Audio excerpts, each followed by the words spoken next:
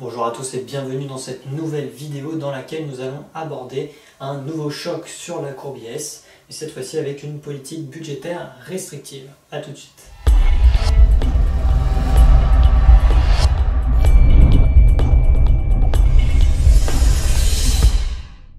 Alors, dans la précédente vidéo, on s'est intéressé à un choc qui était dû à une politique budgétaire expansionniste. Dans cette vidéo, on va s'intéresser à un choc de politique budgétaire toujours, mais cette fois-ci restrictive. Donc, si vous n'avez pas vu la précédente vidéo, je vous invite quand même à la regarder.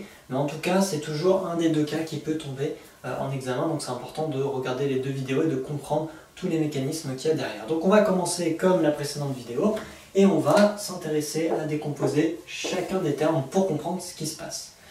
Quand on voit choc, on se dit forcément que la courbe IS va varier. Maintenant, la question c'est est-ce qu'elle va se décaler vers la droite ou alors est-ce qu'elle va se décaler vers la gauche?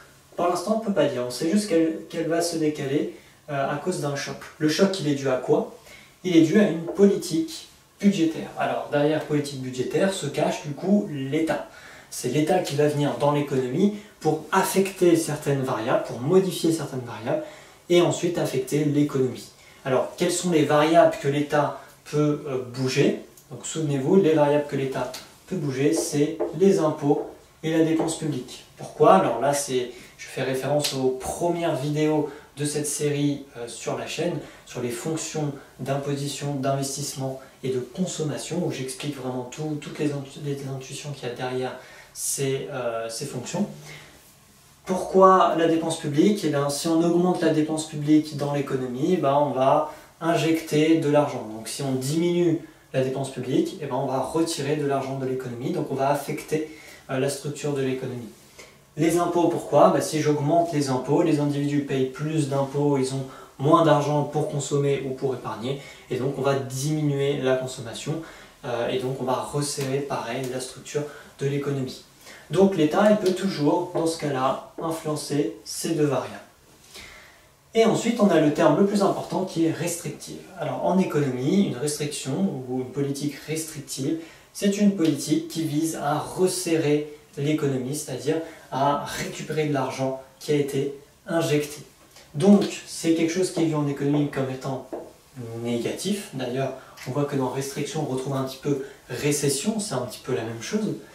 Du coup, on voit que c'est négatif, donc le choc va être négatif. Qui dit négatif dit vers le bas, donc en fait vers la gauche. Donc on sait que la courbe IS va se décaler vers la gauche.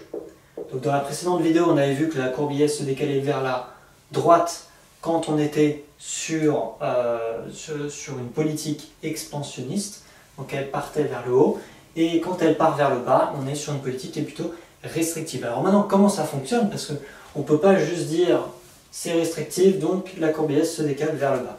Ça ne va pas en termes d'argumentation, parce qu'il y a des mécanismes qui se déroulent sur le marché des biens et services. Ici, c'est le marché des biens et services. Et je vous rappelle, ça c'est ce qu'on avait vu dans les précédentes vidéos, que ce graphique du marché des biens et services, c'est celui qui sous-tend la courbe IS. La courbe IS, en fait, elle synthétise la relation entre le taux d'intérêt et le revenu induit l'équilibre sur le marché des biens et services. Donc je récapitule, on a une politique budgétaire restrictive, donc l'État va jouer sur T et G. Comment en jouant sur T et G, l'État peut resserrer l'économie, être dur? Et tout simplement, l'État peut soit augmenter les impôts, est-ce que ça a du sens? Si on augmente les impôts, les individus ont moins d'argent, donc ils consomment moins, donc on resserre l'économie. Ou alors, il peut diminuer la dépense publique.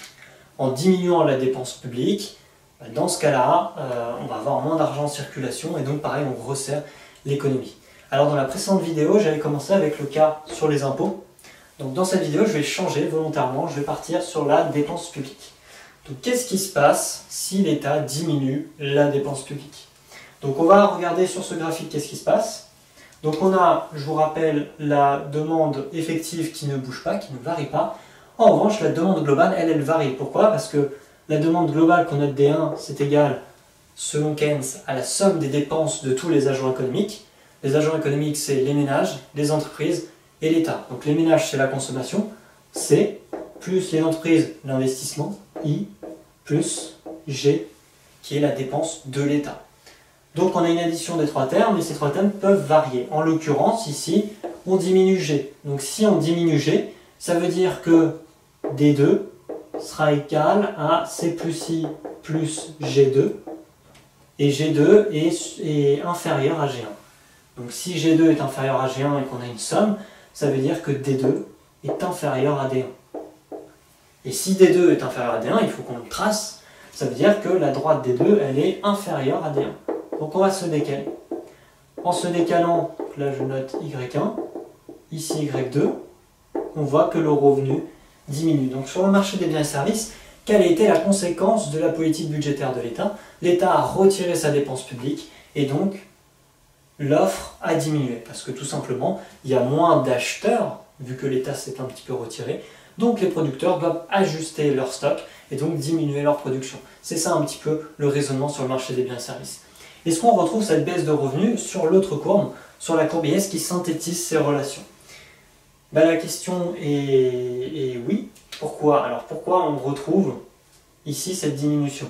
Parce que quand la courbe IS va se décaler ici, on va du coup se mettre par exemple ici, on va avoir une diminution de revenus à taux d'intérêt inchangé. Le taux d'intérêt n'a pas bougé, donc si le taux d'intérêt n'a pas bougé, ça veut dire que I, l'investissement ici, ne bouge pas. Donc ça veut dire que le décalage de IS vers le bas, il est dû à la diminution de G. Il n'est pas dû à la variation de I ou de C. C et I ne changent pas. C'est vraiment le fait qu'on ait diminué la dépense publique qui génère ce décalage de D1 vers D2 et du coup de IS1 vers IS2. Alors ça c'est le raisonnement avec une diminution de G. Mais l'État pourrait également faire une augmentation des impôts pour faire une politique budgétaire restrictive. Donc là, je vous invite à mettre pause sur la vidéo, à faire le raisonnement avec l'augmentation des impôts, qui est un autre cas qui peut tomber, puis nous on va corriger tout de suite. Donc on a une augmentation des impôts. Qui dit augmentation des impôts dit baisse de la consommation. Donc là, je vous invite à regarder la vidéo sur la fonction de consommation, parce qu'en fait tout est dit dedans, toutes les intuitions, mais sinon c'est intuitif de se dire je paye plus d'impôts, donc j'ai moins d'argent, en ayant moins d'argent je vais moins consommer. À partir du moment où on consomme moins, du coup on va avoir une baisse de D2. Cette fois-ci, si je remets ici, on avait D1 qui est égal à C plus I plus G, on va mettre C1, et du coup D2 sera égal à C2 plus I plus G. Ces deux parties ne changent pas. En revanche, C2 est inférieur à C1 à cause de T des impôts qui ont augmenté. Et donc, comme C2 est inférieur à C1, ça veut dire que D2 est inférieur à D1. Et on retombe exactement sur le même cas avec cette diminution de D2, où on voit cette diminution de l'offre. Comme il y a moins de consommateurs, les entreprises ajustent leur production. Et donc, comme elles ajustent leur production, on a une diminution de Y qu'on retrouve avec le décalage de IS, par exemple, qui va se décaler vers le bas. Alors, le décalage de IS, en fait, va dépendre de l'intensité de la politique. Si on augmente un petit peu les impôts, forcément, on va se décaler qu'un tout petit peu de IS, comme ça.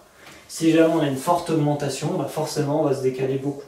De la même façon, si on combine les deux en diminuant G et en augmentant T, on va avoir, cette fois-ci, dans l'équation des deux, on aura G qui va changer, C qui va changer, donc ça va mettre une grande pression à la baisse sur D2. Et donc D2 sera strictement inférieur à D1, et donc on va avoir un fort décalage de US. Donc ça aussi, ça peut être un sujet qu'on peut vous poser, on va vous donner un énoncé, on va dire, voilà, l'État décide d'abandonner un plan de relance, et donc ça on peut en déduire qu'on a une diminution de la dépense publique, et puis l'État, pour faire face à la crise sanitaire, va augmenter les impôts.